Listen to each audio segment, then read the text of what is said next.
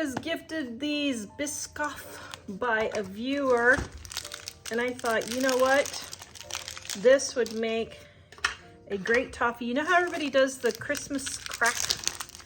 I do not understand why people put saltines and waste perfectly good toffee by ruining it with saltines, although I guess I should make the recipe, but to me, I want my toffee just to be toffee. But this actually sounds like it might be a good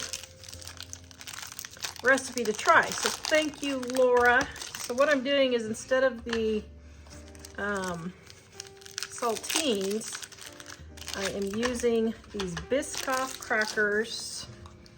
And let's see, my pan is a little, it's 8 by 8. So how should I do this? Should I break this into little pieces? And I don't know how I should do each corner. There, maybe that'll work. Oops. Okay, so now we're gonna go over and make our toffee portion. So I have my butter in here and my brown sugar, and I am going to bring this to a boil. This recipe is in my Dining on a Dime cookbook, volume 1, on page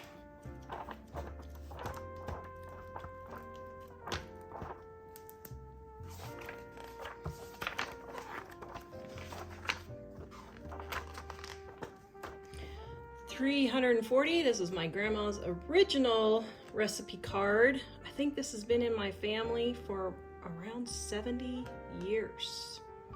That's a long time. Okay, now once it starts to boil, don't stir it anymore.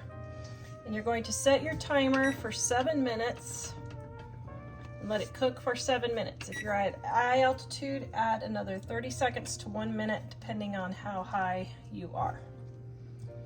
All right, and I'm going to sprinkle a few almonds all over just because I thought that might be kind of tasty. I'm just sort of making this up as I go.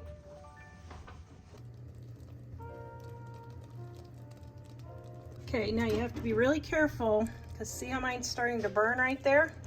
So what I'm going to do is take it off the heat.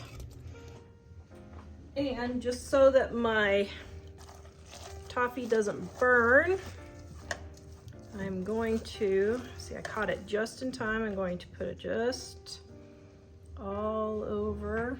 Oh my goodness, doesn't that look delicious? Oh, yum. Okay, so then I'm gonna spread this into my pan, just like so. Now, you can just leave it like this if you want, but what I am going to do is I'm going to take some chocolate chips and sprinkle it over top. Okay, so then I'm gonna take a cookie sheet and put it on here because it holds the heat in to melt my chocolate chips easier. Just leave it for like 5 minutes and then we'll come spread our chocolate. All right, I think my mini chocolate chips, yep, they're all melted. The mini ones just take like 2 or 3 minutes. The big ones take, I don't know, 5 minutes or so. Not too long. You don't have to put the cookie sheet on there, but I do just because it makes it go quicker. Okay, now we're going to let this set up and then we will taste test. Oh, yum. Okay. Oh, did you see how lovely that popped out? Okay. That is so darn tootin' cool, it's not even funny. That looks so cool. Break it into individual cookies. Oops.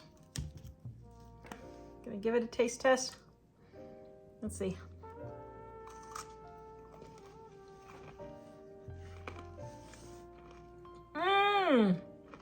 Okay, that is really good. Thank you, Laura, for sending these.